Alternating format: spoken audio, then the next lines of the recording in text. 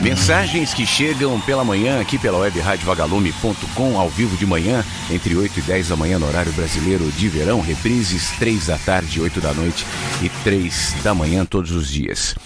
Eu agora há pouco estava falando sobre esse mundo que nós vivemos, que é um mundo de conflitos e de interesses. Eles estão presentes em tudo.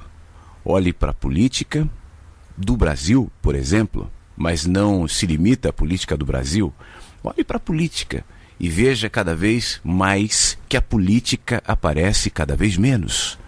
No lugar da política, há interesses. Interesses econômicos, interesses comerciais, interesses de manipulação, camadas, castas de interesses que se sobrepõem de maneira sutil, muitas vezes, escondida, na maioria das vezes, aparecem somente em um rosto, em um representante, em um líder, em um partido, e alguém que aparentemente represente o interesse dos que estão embaixo, quando na realidade isso está respondendo a outros interesses. Eu estou dando um exemplo, mas não é só a política. Veja, por exemplo, a religião, né? Hoje a maioria das pessoas, a maioria eu não digo, mas cada vez mais as pessoas se inquietam em assumir-se como religiosos. Eu fico vendo às vezes com curiosidade as religiões cada vez menos se assumindo como tal. Alguém diz em relação à tua religião, à sua fé, à sua prática, olha, isso aqui não é religião, hein? E aí você vai dizer um monte de coisa, isso aqui é ciência, isso aqui é, sei lá, é a mensagem de alguém. E aí a gente vai arrumando jeitos para esconder aquilo que foi se pervertendo em nome do quê? Do poder, da manipulação, da grana, dos interesses que estão por trás. E me parece que na medida em que o mundo vai se dissolvendo nessa relação, nesse embate de forças e interesses, muitas vezes forças escondidas, forças sutis, aquilo que era para nos vincular, aquilo que era para estar diante dos nossos caminhos, vai se dissolvendo em significados. Eu fico pensando, por exemplo, no mundo lá na época dos gregos. Os gregos queriam conhecimento, né?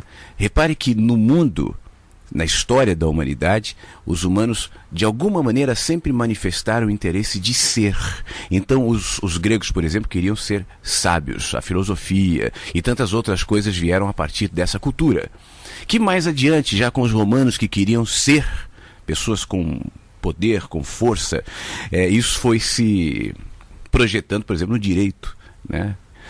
Que foi altamente influenciado pelos romanos, criado por eles. Os egípcios, por exemplo, queriam a imortalidade, a arquitetura, até as tumbas que construíam, a medicina, inclusive, recebeu contribuição daqueles que queriam ser imortais. Eu não estou aqui entrando no mérito do que eles queriam, do que os povos queriam. Mais adiante, se você for reparar, na Idade Média, as pessoas queriam ser santas. E a santidade se projetava nas orações, na ida à igreja, em todos aqueles rituais, e mesmo que se projetava nesse estabelecimento de domínio e poder, como ainda hoje, mas pelo menos no anseio íntimo dos seres humanos, o que nascia ali, o que aparentava ali, era uma necessidade de ser, né? Hoje nós queremos ter. O ser santo, por exemplo, hoje se projeta em ter uma igreja, em ir à igreja, em ser de uma religião, em se apropriar, se apropriar de um dogma, de uma cultura, de uma fé, ter, né? E o conhecimento é ter PhD, ter mestrado, ter a universidade, pagar, conhecimento, tudo ter. E isso foi se projetando nesse arcabouço que nós hoje chamamos de consumo, que absorveu tudo que antes era anseio, aspiração para ser, para uma âncora que nos obriga, esse obriga obviamente é entre aspas, porque isso é uma deliberação nossa, a ter. Eu estou falando tudo isso para dizer que com esse movimento nós fomos perdendo o significado simples das coisas. Então, por exemplo, amor, né? O que é amor para você? Esses dias eu tenho escrito sobre isso, tenho falado sobre isso. O que significa amor para você? Hoje em dia a gente tenta projetar amor em músicas, em palavras, em sexo, em caridade. Mas o que é amor? Aliás, é possível converter amor em palavras? Onde é que cabe o amor no meio de todo esse cenário de ter, de poder, de domínio, de manipulação, manipulação que vem da mídia, manipulação que vem da religião, manipulação que vem da política, forças se entrepondo, né? Um criticando o outro, fazendo da mesma maneira. Isso está o tempo todo, das relações maiores, as macro, as micro, as dinâmicas individuais, no trabalho, nas famílias. Isso vai desgastando aquilo que era para ser essencialmente simples, puro, presente, essencial na gente, como o amor. Eu tenho um texto que está agora no meu novo livro, o Menino que Anseia pelo Céu, que faz uma pergunta. Esse é o título do texto: onde é que cabe o amor? E eu posso estender aqui, no meio desse mundo louco que a gente vive, no meio das pressas, no meio do consumo, no meio dos medos, no meio das culpas, no meio das manipulações, no meio dos controles, no meio da desesperança de um mundo cada vez mais crítico em todos os sentidos. Onde é que cabe, afinal de contas, o amor? Eu vou ler esse texto agora, para você que me ouve e para você que me vê no vídeo do YouTube, e eu quero compartilhar contigo. Afinal de contas, onde é que cabe o amor? Preste atenção e me acompanhe aqui. Como se converte amor em palavras? Quem sabe um texto de Vinícius de Moraes, uma poesia, um som daqueles clássicos dos anos 70 ou antes.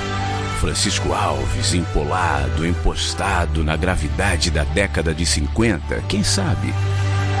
Não sinto que eu seja capaz. Pessoalmente não gosto de palavras chavão, de adoçar demais, usar frases feitas na esperança de serem suficientes.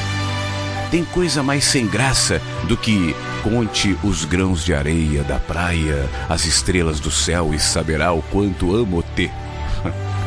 Até porque amor não se limita aos amantes, vai além. Se não cabe em palavras nem em melodias, como é que se expressa, afinal de contas, o amor? Há quem diga que amor é ser caridoso, é cuidar dos necessitados, é fazer o bem. Mas quem conhece as próprias motivações? Quantas vezes a culpa nos transforma em uma espécie de Madre Teresa de Calcutá, ou pior, a necessidade de aprovação, de reconhecimento, como se todo o bem que faço tivesse de ser alardeado, se não publicamente, tantas vezes interiormente. É aquele que na intimidade se gaba por tanta humildade, por fazer o bem sem ver a quem. Por melhor que seja, por mais que diante do agasalho ou do prato de comida, para o beneficiado não faça a menor diferença de quem ou por que deu, aquele que se engana pensa que ama, só que não.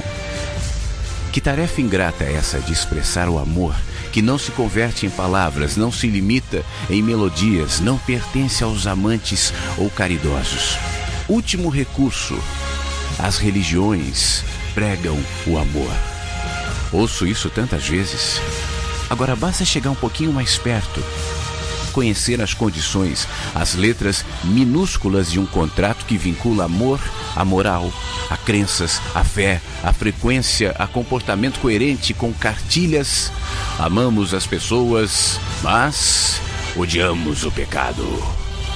Mesmo que o combate ao pecado aconteça enquanto combato o pecador. Amor? Não, acho que não. Talvez o amor seja silencioso, sutileza que não cabe em tons, em sons, eloquência que não encaixa em letras, maior do que nossa presunção de capturá-lo, pássaro que não permite viver em gaiolas, não pertence a ninguém. Não é meu, também não é seu. Amor é uma dimensão, terra para pisar, ar, vento, céu, amplitude, liberdade, selvagem.